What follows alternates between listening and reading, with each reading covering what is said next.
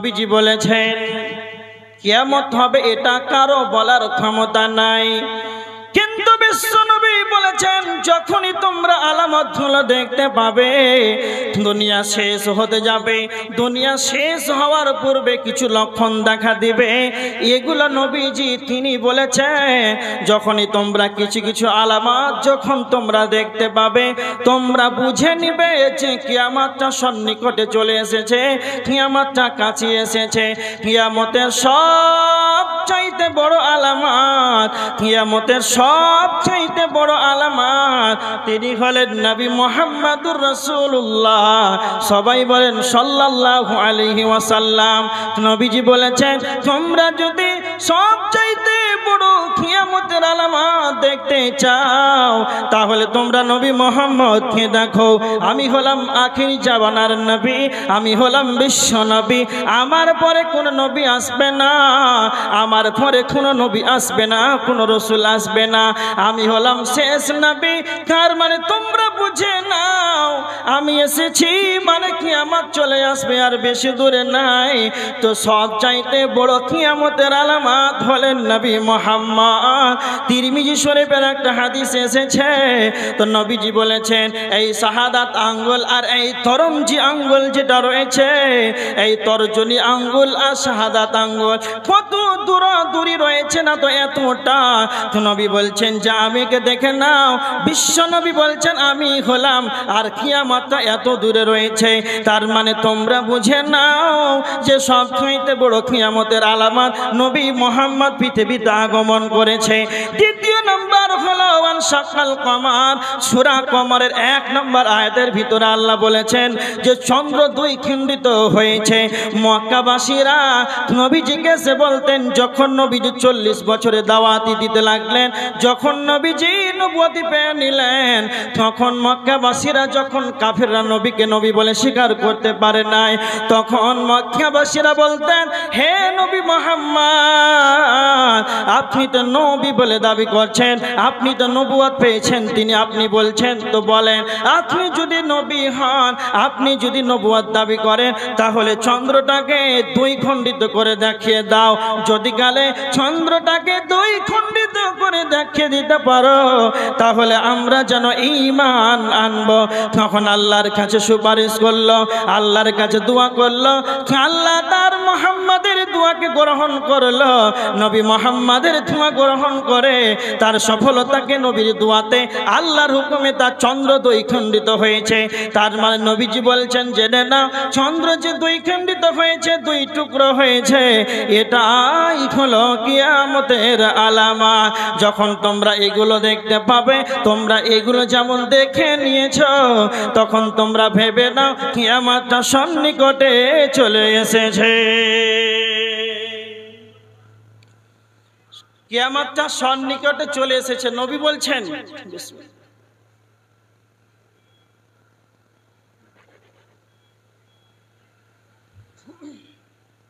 এবার দেখেন আর কি দেখতে পাবেন।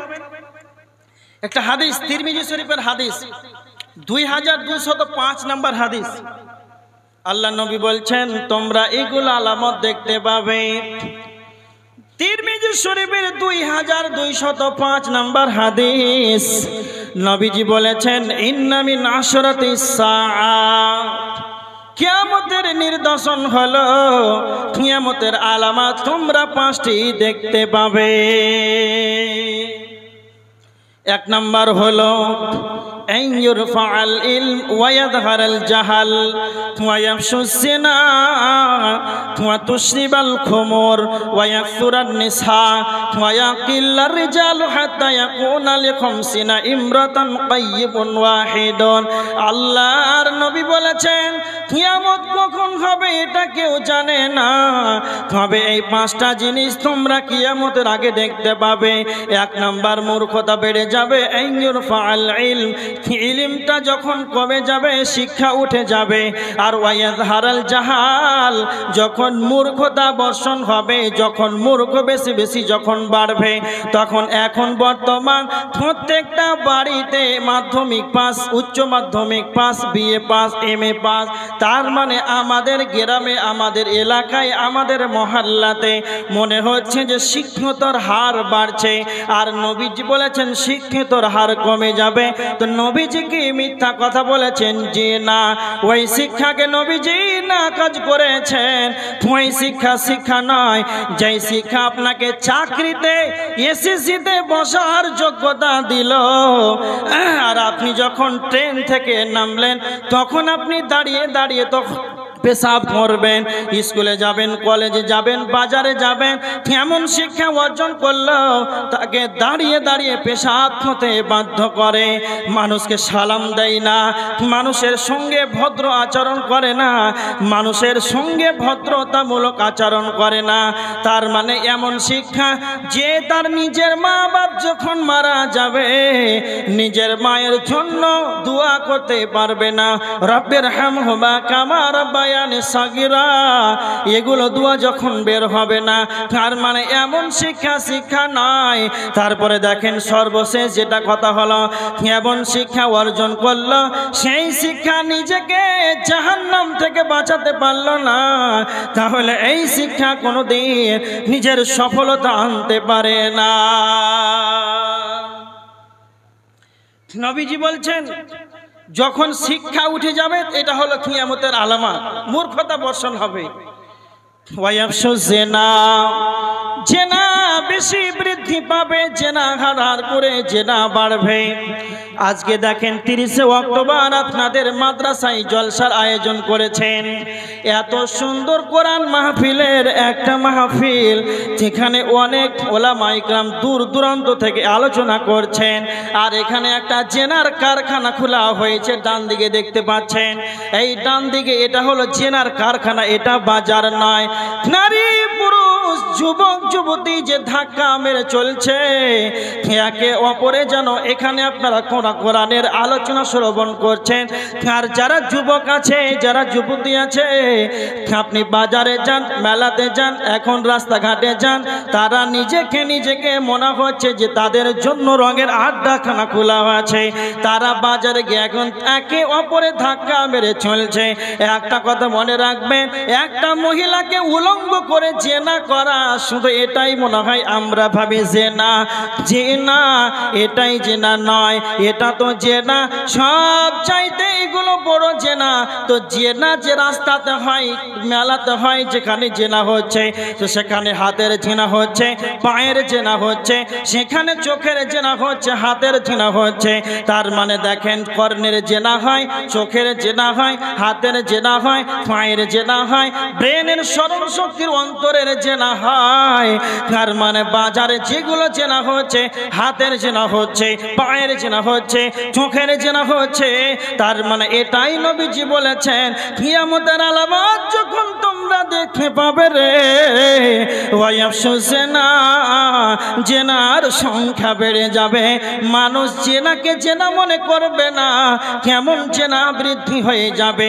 যেমন একটা ষাঁড় যেমন গাভীর সঙ্গে মিলামিশা করে, ওর পাশ দিয়ে যদি আমি আব্দুল কাইয়ুম যদি যায়, আপনাদের মাদ্রাসার হেড মাওলানা যদি যায়, আপনাদের মাদ্রাসার জলসার সভাপতি যদি যায়, আপনাদের গ্রামের যদি এমএলএ এমপি যায়, প্রধান যায়, মেম্বার যায়, ষাঁড় যদি গাভীর সঙ্গে মিলামিশা করে, তাহলে তাকে লাজ লজ্জা লাগবে না? কার পাশ দিয়ে কে গেল না গেল ওটা তার দেখার নাই। পুরুষ যেমন পশু যেমন বুঝে না, মানে নবীজি বলেছেন কিয়ামতের আলামত হলো নারী পুরুষ ব্যভিচার করবে, নারী পুরুষ অবাধ মিলামিশা করবে মানুষের সামনেই পশুদের মতো। এদের লজ্জা বলে কিছুই থাকবে না, এদের হায়া থাকবে না, এদের শরম থাকবে না। এরা রাস্তাতে চলবে, ট্রেনে যাবে, সফরে যাবে, যেখানে যাবে, এরা সম্মানজনক পরিস্থিতি নয়, এরা অবাধ মিলামিশায় প্রেম প্রীতিতেই ব্যস্ত থাকবে, এটাই নবীজি বলেছেন। নাম্বার 4 নবীজি বলেছেন তুশরিবাল খুমর, মদ্যপান বেড়ে যাবে, মদ বেশি বেশি করে মদ খাবে। তার মানে আগেকার যুগে দেখবেন মানুষ জঙ্গলে গিয়ে মদ পান করতো, তাকে লজ্জা লাগতো, তাকে হায়া লাগতো। আর এখন সরকার গ্রামের মধ্যে টাউনের মধ্যে মদের লাইসেন্স দিতে শুরু করেছে। গ্রামের মানুষ এখন ব্যাপক হারে প্রকাশ্যে মদ পান করছে। নাম্বার 5 নবীজি বলেছেন ওয়ায়াকসুরান নিসা, মহিলাদের সংখ্যা বেড়ে যাবে। এতই মহিলাদের সংখ্যা বেড়েছে, আপনি রাস্তাতে যান, ট্রেনে যান, অটোতে যান, বাসে যান, যেখানে যাবেন শুধু মহিলার মহিলা, মহিলার মহিলা। মহিলাদের সংখ্যা কতটা বাড়বে, ওয়ায়াকিল্লা রিজালু হাত্তা ইয়াকুনা লিখামসিনা ইমরাতান তাইয়িবুন ওয়াহিদুন। আল্লাহর নবী বলেছেন 50 জন মহিলা হবে আর 1 জন পুরুষ হবে। তখন তোমরা ভেবে নেবে কিয়ামত তোমাদের সন্নিকটে চলে এসেছে। এইগুলো যখন আলামত, যেইগুলো আলামতের কথা বললাম যে কিয়ামত যে হবে এটা কেউ জানে না, তো আলামতগুলো যেগুলো বললাম এগুলো হচ্ছে না হবে? কথা বলেন। এদিকে দেখেন, ছেলেটার পিছনে ব্যস্ত সব। ছেলের কান্না দেখেননি এখন পর্যন্ত? ওই দূরে নিয়ে যান ছেলেটাকে, আমার থেকে তো সুর ভালো, ওদিকে দেখছে এখন মানুষ। তো এইগুলো আলামত বর্তমান দেখা যাচ্ছে না যাবে? দেখা যাচ্ছে। তার মানে কিয়ামতটা কত দূরে? কাছাকাছি চলে আসছে, খুব বেশি দূর নাই। তার মানে সন্নিকটে চলে আসছে। তার মানে কালকে হয়ে যাবে 2050। এটাও ভাবি এটা যে আল্লাহ নবী তো বলেছেন এত দূর ছাড়াছাড়ি, তো 1400 বছর তো পার হয়ে গেছে, তো হচ্ছে না জি? জি অবশ্যই দেরি আছে, তবে কাছে আসছে, এটাই মনে রাখেন। এখন শুনে যাওয়ার পর ভাবছেন মনে হয় আর 10 বছর বাঁচব। এবার দেখেন আরেকটা হাদিস, আল্লাহ রসুল সাল্লাল্লাহু আলাইহি ওয়াসাল্লাম বলেছেন, তিরমিজি শরীফের হাদিস 2198 নম্বর হাদিস। আল্লাহ রসুল বলছেন কখন কিয়ামত হবে তার নিদর্শন কি? তো আল্লাহ রসুল বলেছেন ইসবিহুর রাজুলু মুমিনান ওয়া ইয়ামশি কাফিরান, মানুষ সকালে ইমানদার থাকবে আর সন্ধ্যায় কাফের হয়ে যাবে। খুব ভালো করে শুনেন, সকালে ইমানদার আর সন্ধ্যায় কাফের। জীবনে দেখেছেন না দেখেন নাই? আল্লাহ রসুল বলেছেন এরা দুনিয়ার স্বার্থে, দুনিয়ার লোভে এরা ইমানটাকে বিক্রি করে দেবে। সকালে আপনার সঙ্গে ফজরের সালাত আদায় করলে একবার এত সুন্দর করে, দুরিকা সালাত আদায় করলে জামাত সহকারে, ফজরের আগেই দুরিকা সুন্নাত নেকি কামিয়ে নিয়েছে, আর তারপরে সন্ধ্যার সময় কাম ফুরিয়ে দিয়েছে, শেষ, ইমানই নাই। এরকমটা হচ্ছে বর্তমান। একটা ঘটনা আপনাদের সম্মুখে বলি। কিছুদিন আগে লকডাউনে একটা কাঁচা বাদাম ভাইরাল হয়েছিল, জানেন? খবর আছে কারো কাছে? কাঁচা বাদাম ভাইরাল হয়েছিল। তো ভাইরাল হয়েছিল, ওই চাচার কাছে একজন মহিলা এসে নেচেছিল। সেই মহিলাটা কোথাকার জানেন? বাংলাদেশের। ভালো খবর আছে। সেই মহিলাটা হচ্ছে মুসলিম কান্ট্রির, মুসলিম দেশের, মুসলিম পরিবারের মুসলিম মহিলা। বলে নাউজুবিল্লাহ। তো এই কাঁচা বাদাম চাচার পাশে এসে ড্যান্স করে, তো একজন মুসলিম হয়ে ড্যান্স করে অনেক টাকা ইনকাম করলো। তো সে তো একজন মুসলিম মুমিনা, তো তার ঈমান থাকলো।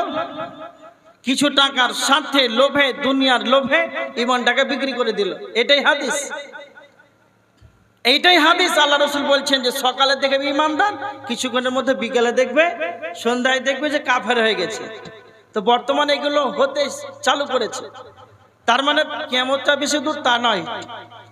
আরেকটা হাদিস 2207 তিরমিজি শরীফের হাদিস। আল্লাহ রাসূল বলেছেন লা তাকুমুস সাআতু হাত্তা লা ইউকালা আল্লাল্লাহ। কিয়ামত কখন হবে যদি কালে পৃথিবীতে আল্লাহ আল্লাহ বলার লোক যতদিন পৃথিবীতে থাকবে ততদিন কিয়ামত হবে না।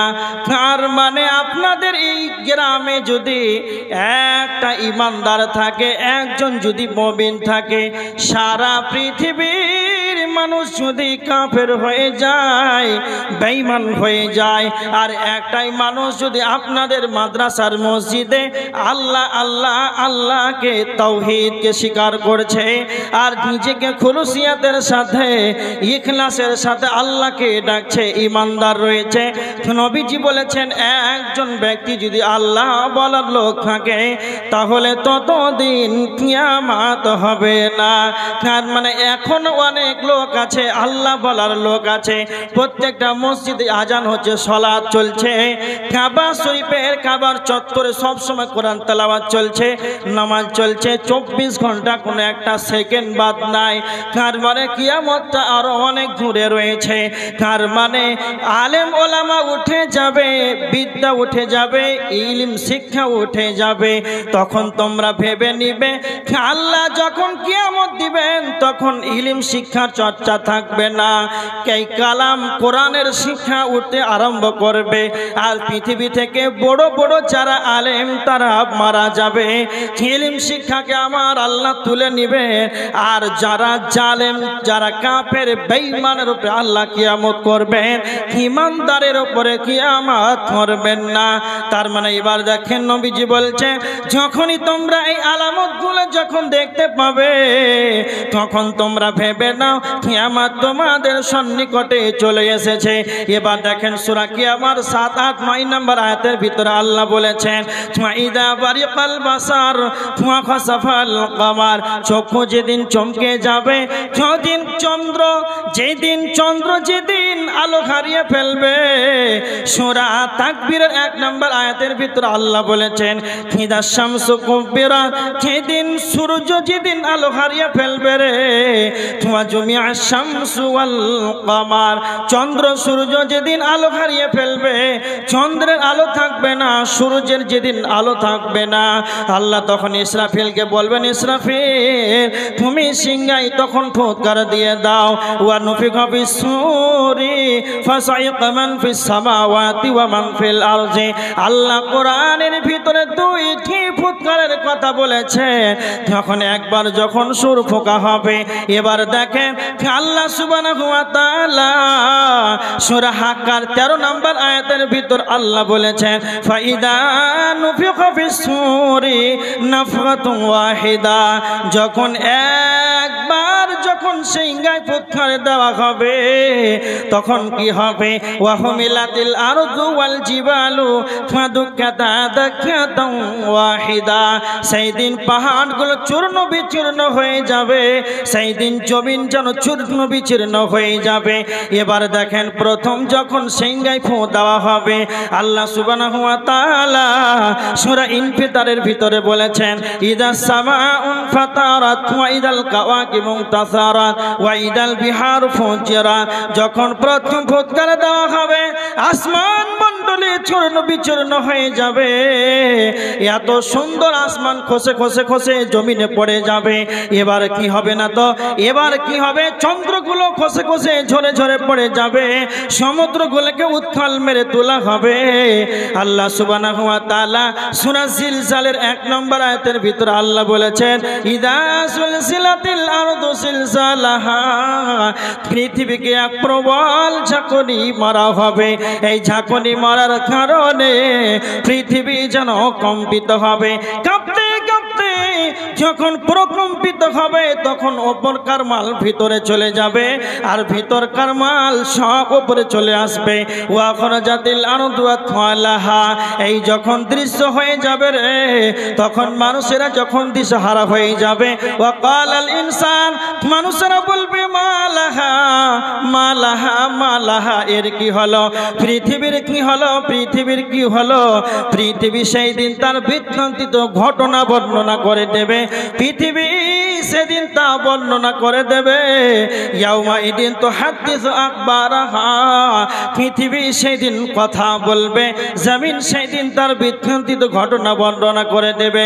জমিন সেদিন কেন কথা বলবে, আল্লাহ বলেছেন সূরা জিলজালের 5 নম্বর আয়াত, আন্না রাব্বাকা আওহালাহা, আল্লাহর আদেশে আল্লাহর হুকুমে জমিন সেদিন সব বর্ণনা করে দেবে। তার মানে যখন ইসরাফিল একবার ফুৎকার দিয়ে দেবে তখন আসমান মণ্ডল থাকবে না, পাহাড় থাকবে না, পর্বত থাকবে না, স্কুল থাকবে না, ভার্সিটি থাকবে না, মসজিদ থাকবে না, মাদ্রাসা থাকবে না। সারা পৃথিবী লন্ড ভন্ড হয়ে যাবে, টুকরো টুকরো হয়ে যাবে, আর পৃথিবীটা যেন একটা সমতল ভূমি হয়ে যাবে। কিয়ামতের মাঠ কোথায় হবে? এটাই কিয়ামতের মাঠ হবে। এই জায়গাগুলো কিয়ামতের ময়দান হবে, পৃথিবীটাই কিয়ামতের ময়দান হবে। তবে কিন্তু এই রকম থাকবে না, সকল পৃথিবীটা যেন একটা রুটির খোলার মতন হয়ে যাবে। একবারে উঁচু নিচু খাল বিল পাহাড় পর্বত নদী নালা কিছুই থাকবে না। সকলেই যেদিন সমতল ভূমি হয়ে যাবে আর রুটির খোলার মতন হয়ে যাবে, তখন কিয়ামতের ময়দানে এবার সকলেই উঠতে আরম্ভ করবে। পৃথিবীটা একটা রুটির খোলার মতন, একবারে কিছুই থাকবে না, প্লেন থাকবে, একটা পল খ্যার ফুটা ঘাস কিছুই থাকবে না। এটাই হবে কিয়ামতের ময়দান।